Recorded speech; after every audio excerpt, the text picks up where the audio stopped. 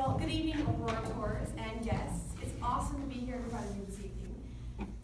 But before I begin my speech, I'd like to clarify something you all should know, and you should be very aware of before you begin letting any of the information I say go into your minds. And that something is that I am right. Whether you agree with me or not, I am right. I don't care what you say. I don't care if you argue with me. I am right. And this is the way I have lived my life. You may have heard that sentence from a lot of different people in your life, whether you heard that from your wife, or maybe you heard it from your 3-year-old little child, or for me, from my mom. We've all heard it from somebody in our life. The sentence that states the utmost of pride and stature in your opinions, and that is that I am right. I've experienced it throughout my life in a lot of different ways. It started when I was about 5 years old, and it progressed all the way through my teenage years, and even now as an 18-year-old adult. I know I'm not that old, but as an 18-year-old adult, working a job, I still have this problem believing that I am right. Like I said, it started when I was like 5 years old. My mom told me one day that it was time for me to clean my room. Now, knowing that I am right and that I don't need to clean my room, but not wanting to get grounded, I decided to come up with a plan. This was a very advanced plan. Something many of you would not have considered at 5 years old, but I did. I came up with something so ingenious, I surprised myself. My mom told me I had to clean my entire room. And I thought, okay, how do I get around this? I have to clean my entire room. She said everything. But the only thing that touches everything is the floor. Oh, so if I clean everything, I can only clean the thing that touches everything. Because obviously, that's a loophole. So my mom comes into my room, and surprisingly, she looks around, and she frowns, and she looks at me, and she says, I'm sorry. Did you not hear what I said? I said, no, I did. I cleaned everything. She goes, no, you didn't, Charity. There's, a stack of books on your bed.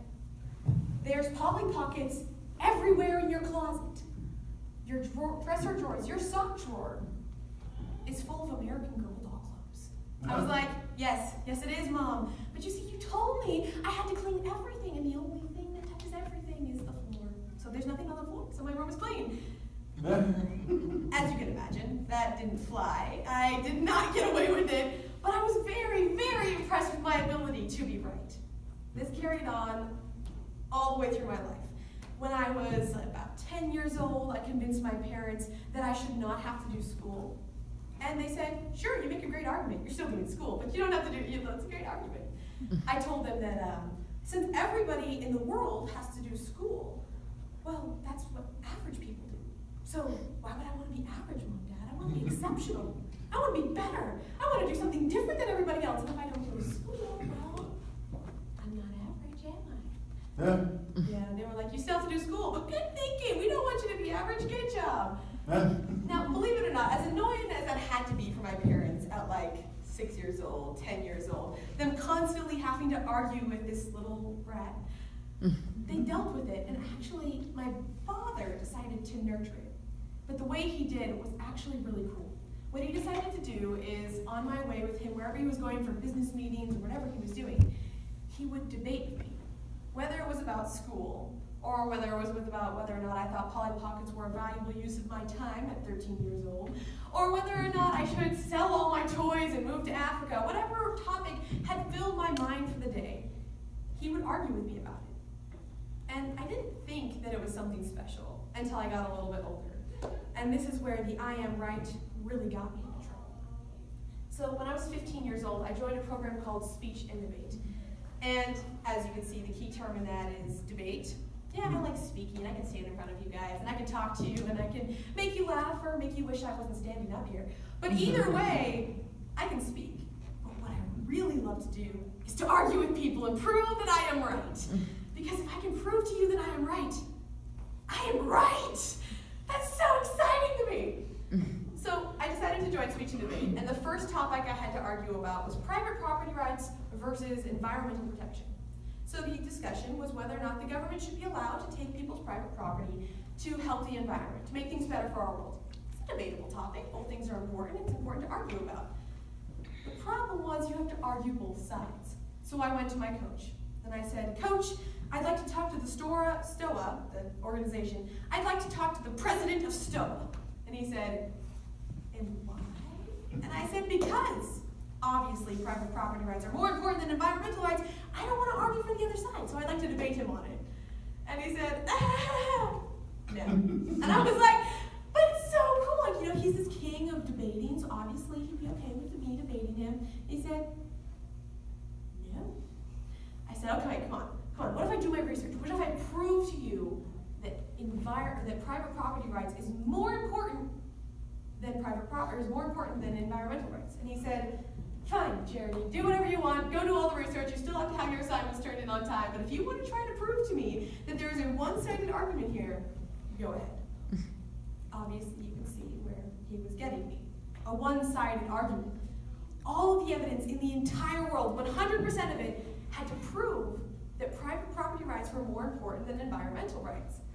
I was sadly disappointed when I found that there was at least 100,000 articles written on why environmental rights were more important than private property rights. So, being the little twerp that I am, I decided to try and twist every single one of these articles. But as I read through them, my opinion started to change, and I realized that I might have been wrong in some ways, that this might be a two-sided argument. But here's where it really got me into trouble. I came to my coach and I lied. I said, Coach, I've decided that environmental rights are more important than private property rights. Exactly that way. In exactly that order. Might have missed it. Coach, I've decided environmental rights are more important than private property rights. He's like, Charity, did you hear what you said? And I said, yeah, environmental rights are more important than private property rights. And he said, Charity, did you hear what you said? I'm like, no, I didn't. He restated it to me, and I realized that subconsciously, I changed my opinion. But because I had such a desire to be right, I embarrassed myself. Now, like I said, that's not where the story ended. It's been something that's defined my life for eternity. Like, I have to be right. Once, I was talking to a friend of mine who's also in speech and debate, and he really, really likes to argue just about as much as me. We were sitting there, and he was talking about how much better California is than Colorado, because California has sunshine. And I said, yeah, well, Colorado has sunshine too. And he said, but California doesn't have snow. I said, snow doesn't exist. Where did I get that? So we ended up having a 2-hour discussion about why snow doesn't exist. In the end, he proved that snow does exist by showing me a picture of snow, and then telling me that I'd experienced snow, and that I knew snow existed, and that was the stupidest thing in the world.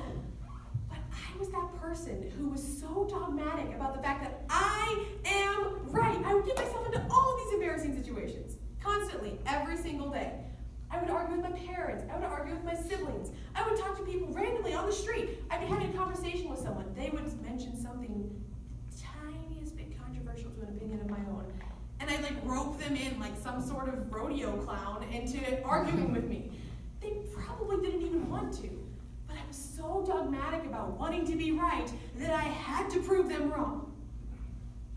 Now that I'm 18, I've realized that there's not as many opportunities for me to debate and argue and prove I'm right in a format like speech and debate. It was really nice to be able to tear my opponents down and break down every argument they could possibly make and be the crusher and destroyer of dreams. But that's over now, and I can't do that anymore. I'm not joking, that was actually my nickname. Anyway, so I graduated and I became a nanny. Now there's one job where there's literally no one to argue with. It is a nanny of a 2-year-old little child who can't talk. Yeah, it's not a great argumentative situation. So I decided that I was going to argue with this 2-year-old, whether she liked it or not. So if she said, I want goldfish, I said, why did you want goldfish, Lena? And she'd be like, because I want goldfish. And I'm like, but why do you want goldfish, Lena? What is the property of goldfish that you want? Why do you desire it so much? And she's like, goldfish? I'm like, but you want goldfish, so why? And it was a long long discussion, mostly of me talking and me getting really upset for no specific reason. And there was another time where we were on the playground, and she said, Charity, I want to go down the slide. I don't want to go down, in baby talk, want to go down the slide and not swing. And I was like, but why? Why do you want to go down the slide and not swing? I mean, swinging, you feel like you're flying. Sliding, you're literally sitting on a board, rolling down. Like, that does not sound nearly as fun as flying.